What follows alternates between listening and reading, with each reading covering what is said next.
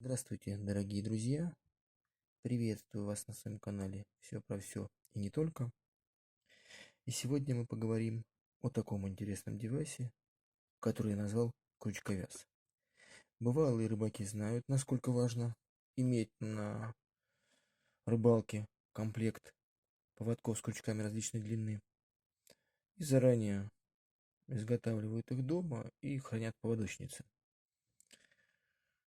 Так же делал и я, пока не натолкнулся на просторах Алиэкспресса на такой вот хитрый инструментик. Теперь поводочница у меня в прошлом, и крючки с поводками вяжу прямо на месте ловли нужной длины и с нужной лески. Что из себя представляет это устройство? Ну, во-первых, скажем, что приходит на обычно вот таком тверденьком кейсике, который защищает от повреждений, от влаги, от песка. В кейсе у нас идет инструкция на китайском языке. Ну, кто понимает китайский, тому, наверное, просто разобраться, как и что делать. Ну, а кто китайский не знает, сможет посмотреть по картинкам, но они, честно говоря, не очень хорошего качества. Поэтому мы сейчас рассмотрим, как им правильно пользоваться. Во-первых, он электрический. Питается он от двух мизинчиковых батареек. И устроен довольно просто. Есть всего 3 рычажка. Один включает на диск, второй зажимает крючок, а третий помогает передвигать леску. Сейчас покажу, как им пользоваться. Ну, во-первых, хочу сказать, что с ним стало гораздо проще вязать поводки на крючки с лопаткой. Знаю, что многие избегают их, так как поводок и леску довольно тяжело к нему можно привязать. Я тоже не особо их покупал, обходил стороной, хотя, честно говоря, они дешевле, и порой нужный размер встречается гораздо чаще. С этим приборчиком стало гораздо проще вязать. Смотрите, как им пользоваться.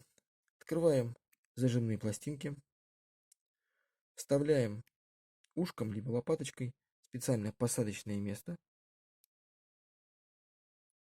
этого устройства и зажимаем обратно. Он на пружинке зажимает сам, хорошо держится. Вот в таком виде крючок у нас смотрит. Жалом налево, зажат двумя пластинами. Дальше берем леску, вставляем хвостик сантиметра, наверное, 3, плюс-минус, и зажимаем прижимной пластинки. Вот так это выглядит. Дальше заводим леску в прорезь, делаем оборот, чтобы леска захватила вот за этот рычажочек, о котором мы говорили. Делаем оборот с этой стороны крючка и заводим обратно в прорезь. Вот такого плана. И придерживаем натяг.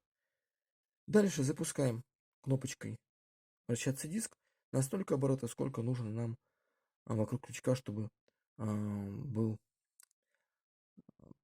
узелок. Я обычно делаю 7, 8, 9 оборотов, не больше. Больше смысла не вижу. Ну, давайте сделаем 9. Запускаем.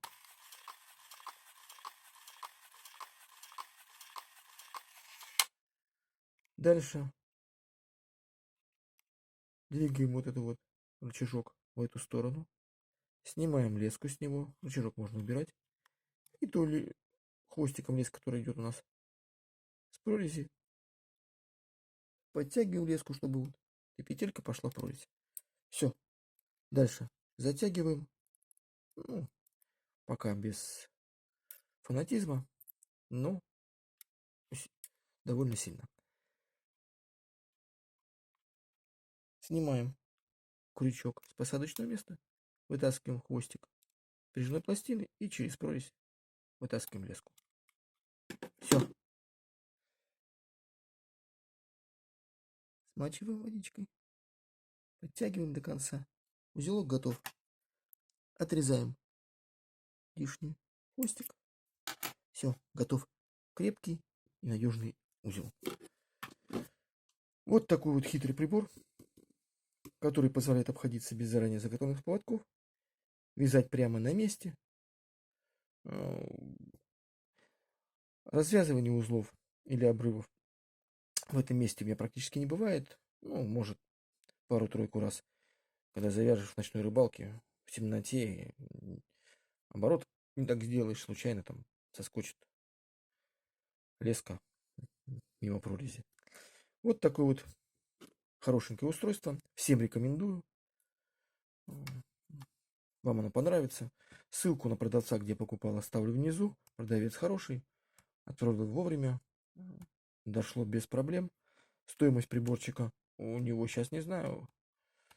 Он, понимаете, цена прыгает от курса доллара. Но не очень дорого. Там может быть рублей 300-400. Посмотрите. На этом все. Спасибо за внимание. До свидания.